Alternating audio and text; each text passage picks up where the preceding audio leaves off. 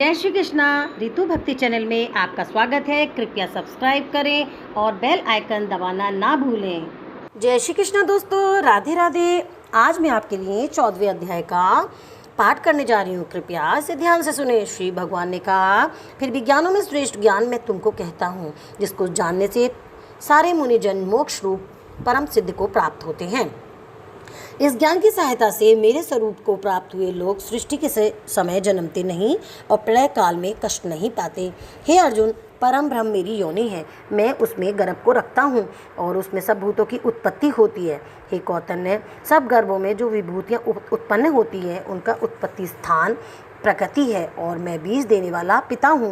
हे महाभाव, प्रकृति से उत्पन्न सत्व, रज और तम तीनों गुण देह में रहने वाले निर्विकार आत्मा को बांध लेते हैं। हे अनंत, इसमें तत्व निर्मल होने के कारण प्रकाश और निरूप द्रव है, जो प्राणी को सुख और ज्ञान के साथ बांधती हैं। हे कौतन्य, रोगात्मक रजोगुण से तृष्णा और आसक्ति उत्पन्न होती है, जो प्राणी को कर्म के साथ बांधती है। तमोगुण की उत्पत्ति अज्ञान से है।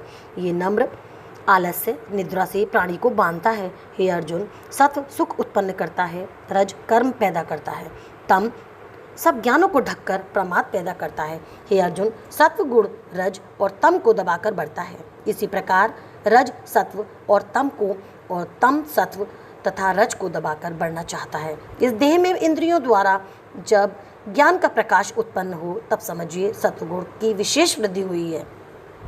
हे कौतन्य, रजोगुण की वृद्धि में लोभ, कर्मों में प्रवृत्ति, कर्मों का आरंभ, अशांति और इच्छा उत्पन्न होती है। हे कुंती नंदन, तमोगुण की प्रबलता में अविवेक, अनुबंध, प्रमाद और मोह ये सब होते हैं। जब देह को सत्वगुण के उदय में मृत्यु प्राप्त होती है तो वे ज्ञानियों के प्रकाश में लोक को पाता है।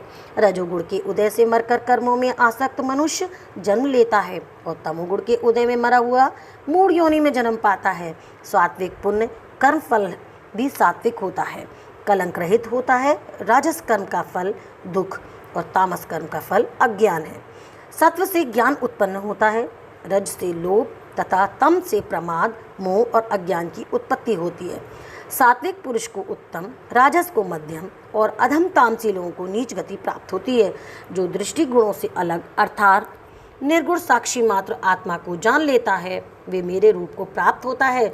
जो देह शरीर से उत्पन्न होने वाले सत्व, रज, तम इन तीनों गुणों को जीत लेता है, वे जन्म, मृत्यु, बुढ़ापा और रोग से छूटकर मुक्ति पाता है। अर्जुन ने पूछा, हे प्रज्ञ, कैसे मालूम हो कि अमुक मनुष्य ने तीनों गुणों को पार कर लिया है? उसका क्या बर्ताव होता है? किन उपायों से वे तीनों गुणों को त्यागता है? हे पांडव, प्रकाश, प्रवृत्ति और मोह होने से जो दुखी ना हो और निर्वृत्ति होने से उसकी इच्छा ना करे, उदासीन मनुष्य के समान, जिसको सब दुख समान है और गुणों के कर्म होते ही रहते हैं, ये जानकर जो निश्चिंत रहता है और कभी विचलित नहीं होता, जिसको सुख और दुख, मिट्टी, पत्थर, स्वर्ण, प्रिय, अप्रिय, निंदा और स्तुति समान है, जो धीर है, जिसने सभी बखेड़े छोड़ दिए हैं, उसे गुणातीत कहते हैं। जो अनन्य भक्ति से मुझे पूछता है, वे तीनों गुणों को जीतकर ब्रह्म भाव को पाता है, क्योंकि ब्रह्म का और विकार रहित मोक्ष का और सनातन धर्म का और अखंड सुख का भंडार मैं ही हूँ। इति श्रीमद्भागवत गीता सुपनिषत्सु ब्रह्मविद विद्या योग शास्त्रे श्री कृष्ण अर्जुन संवादे विभाग गुण यंत्र योगो नामक 14वां अध्याय संपन्न है। बोल कृष्ण भगवान की जय। ओम नमो श्री भगवते वासुदेवाय नमः। अब मैं आपके लिए 14वें अध्याय का महात्म सुनाती हूँ। श्री नारायण जी बोले, हे लक्ष्मी जी, संकल द्वीप का राजा एक दिन शिकार खेलने को चला और भी राजा शिकार खेलने साथ गए। संकल द्वीप के राजा ने दूसरे राजाओं से शर्त बांधी कि जिसका कुत्ता शिकार मारे सो लेवे। सब राजाओं ने अपने अपने कुत्ते छोड़े। तब एक सुइया निकला, उसके पीछे कुत्ते दौड़े। सुइया दूर निकल गया और कुत्ते पीछे रहे। संकलदीप राजा के कुत्ते ने सुइया को पकड़ लिया। लोगों ने शोर किया तो कुत्ता दुचता हो गया और सुइया फिर भागा। कुत्ते के दांत सुइया को लग गए। रुधिर टपकता जाए, सुइया भागा जाए और कुत्ते पीछे रह गए। भागते भागते वन में एक कच्चा तालाब पानी से भरा था। वहाँ साधु रहता था। उस तालाब में सुइया जा गिरा और पीछे से वे कुत्ता भी जा गिरा। इतने में भी राजा भी घोड़ा दौड़ाकर वहाँ पहुँचा तो देखा कि दोनों तालाब में मरे पड़े हैं और देवदेही पाकर बैकुंठ धाम को चले हैं। राजा को देखकर उन्होंने कहा, हे राजन, तू धन्य है, तेरे प्रताप से हमने देवदेही पाई है। राजा ने पूछा, वे कैसे? तब उन दोनों ने कहा, हम नहीं जानते, इस जल के छूने से हमें देवदेही मिली है। राजा ने कहा, मेरे धन्य भाग जो तुम्हारा उद्धार हुआ। इतना कह वे बैकुंठ को गए। राजा ने नमस्कार करके पूछा, हे संत जी, वार्ता कहो, ये कौतुक आश्चर्य क्या देखा? सुइया और कुत्ते दोनों को इस जल से स्पर्श करने से उद्धार हो गया। ये जल कैसा था? उस संत ने कहा, हे राजन, मेरा गुरु यहाँ रहता था, नित्य प्रति स्नान करके गीता जी के 14वें अध्याय का पाठ किया करता था। मैं भी यहाँ स्नान करके गीता जी का पाठ करता हूँ।